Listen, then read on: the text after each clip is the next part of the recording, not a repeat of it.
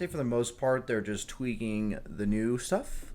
The 7.23A patch primarily had nerfs to some of the broken heroes coming out in the patch, such as Ursa, as well as slight tweaks and nerfs to the jungle items, making them a little less powerful, or just kind of like a little less BS in terms of the concepts of the items. Example of that would be that the item that reflected 75% of abilities at the end of the game now reflects one ability every 4 seconds. So still like the same item, but just not quite as crazy as before. So I think in 7.23b, the major thing is that tier 1 neutral items now drop at 7 minutes instead of 5. I think this is a big change just because in Dota right now, if you haven't played too much, or even if you have, you've probably realized at this point that there's just a lot of stuff to do. Even now that neutrals are an objective in some way, with the items being dropped. At 5 minutes, suddenly you have bounty runes, you have to get neutrals, and sometimes an item like Broom Handle could just sway a lane in your favor, just by giving you that early of a boost. And I think these tier 1 items aren't really that broken, but they are at 5 minutes relatively much more impactful than they are at 7. So I think that's a really big change for the neutral items, and I think they're doing a good job of balancing the new mechanics that they've put into the game rather than reworking them or tweaking them in any way that kind of removes the original plan from the items. So I really like that change a lot. The melee hero damage block no longer works against enemy player units. This is a big, nice quality of life buff to heroes like Brood. Basically, they made it so every melee hero has free block against you, and usually at like 20-25 minutes in the game, people stopped having stout shields in their inventory, so kind of just shit on Brood and heroes of the like. So that's really, really good change for those heroes. Nature's Prophet, I think, will be quite strong because of this. I think people were already picking him, and now his trees are unblockable, which I think is pretty big for these heroes in the early game.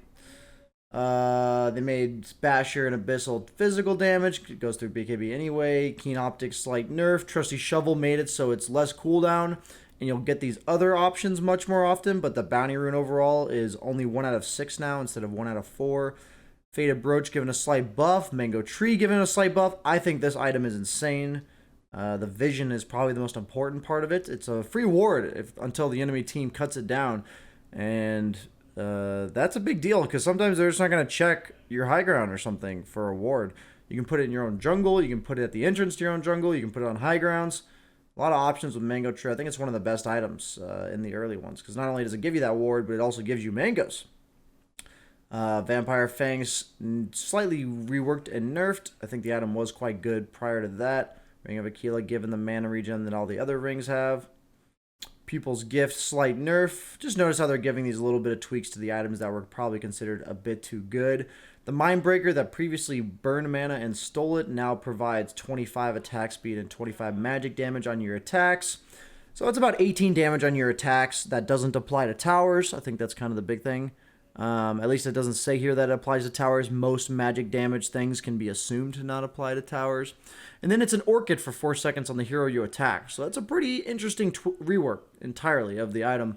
And I thought that this item was kind of game-breaking just because if you're a hero like Storm and you're playing a game with no silences and suddenly somebody just drops a Mindbreaker from the jungle, you're not really able to react to that instantly. So this is a fascinating, ballsy play, I think, by Valve.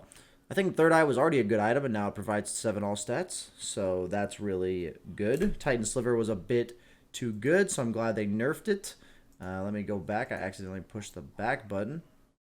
Ninja Gear was slightly too bad. I agree with that. Chaos Knight, slight buff back to his passive. Crystal Maiden's been getting nerfs just because I think the new magic resistance aura is really good. And since her aura helps people fight a lot early to mid-game and stay on the map and how important it is to get early objectives, I think Crystal Maiden's overall toolkit went up in value. Drow Ranger clearly was not on par with other carries when this patch came out, so they've been slightly buffing her every change. Same with Ember Spirit. I think Huskar might actually be really good, by the way. I want to try him out, either mid or safe lane. The new change to Burning Spear, I think, gives him a lot of viability. I think Juggernaut is unpickable. If you aren't up to date, Lifestealer support, I believe, is now also unpickable, but maybe teams will still be able to make it work. I don't think the hero's a core, and I don't think this allows him to be a support anymore. Lone Druid, also incredibly strong when the patch came out, been slightly getting damage nerfs to his bear throughout the course of the 7.23A and B. Morphling has been getting a lot of buffs. It's not quite the same as it was last patch with the Shaker Morphling. I think the game is just too fast-paced for heroes like Morphling. I think there's so much to be done in terms of pushing objectives as well as just map control that benefits you with the outposts, the bounty runes, the neutral items. That these heroes that don't really want to participate in 5-on-5s in the super early game, like Morphling, like Anti-Mage, are naturally at a disadvantage. So unless the hero's like super broken in their kit, I think those heroes are going to suffer. Pugna did get buffed. This hero might be good. I think Pugna's underrated. People just don't generally pick Pugna all that much. I think he fits the meta really well. I think Razor fits the meta way too well, and they've obviously been nerfing him in 7.23A and B.